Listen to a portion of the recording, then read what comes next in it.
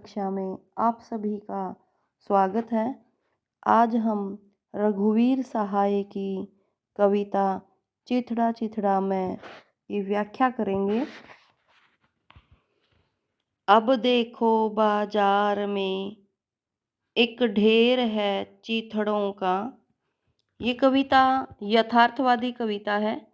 इसमें कवि ने भारतीय लोकतंत्र की विसंगतियों और विषमताओं का चित्रण किया है, जिनके कारण राष्ट्र जो है चिथड़े चिथड़े हो रहा है।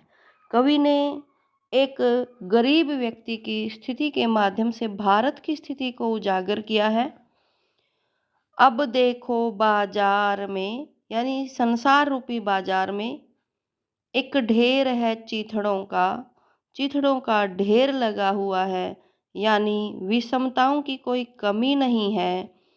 सभी जगह विसंगतियां नजर आती हैं। भारत टुकड़ों में बटा हुआ है और एक मैं हूँ कि जिसके चीथड़े सब एक जगह नहीं। कवि कहता है कि एक मैं हूँ जिसके चिथड़े सब एक जगह पर नहीं हैं, यानी मेरे भारत के सभी राज्य एकजुट नहीं हैं। वे मेरी धज्जियाँ कहाँ गई? कवि कहता है कि मेरी धज्जियाँ खोज कर लाओ, उन्हें खोज कर लाओ। सरहाने रात को रख जिनको सोया था, जिनको मैं रात को अपने सरहाने रख कर सोया था। यहाँ धज्जियाँ का अर्थ है मेरे गुण या दोष, जिन्हें मैं अपने पास रखता था, मैंने धारण किया हुआ है।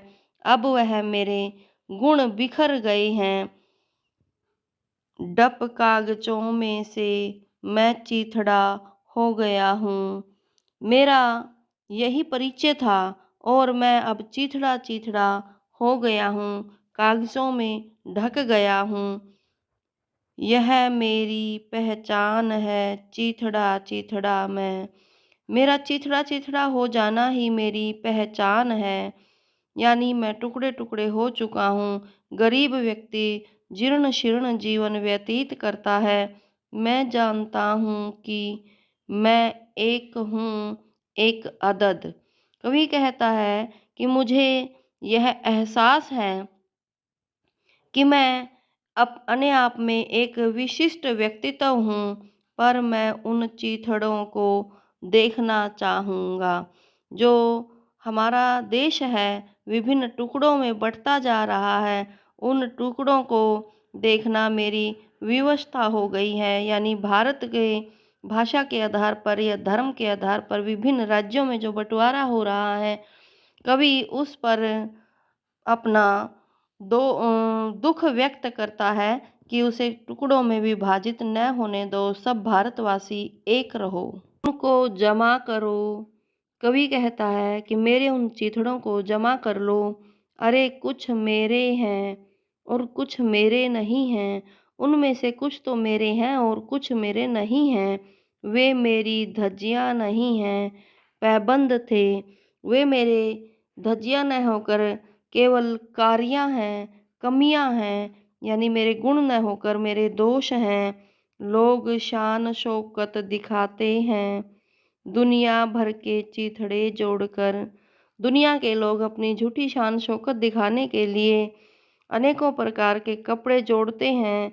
मुझको बस इतने ही चाहिए, खुला रहे बदन जिन्हें ओढ़कर। किंतु कवि कहता है कि मुझे तो दुनिया की भांति झूठी शान शौकत नहीं दिखानी, केवल इतने ही चिथड़े चाहिए जिन्हें ओढ़कर मेरा बदन खुला न रहे।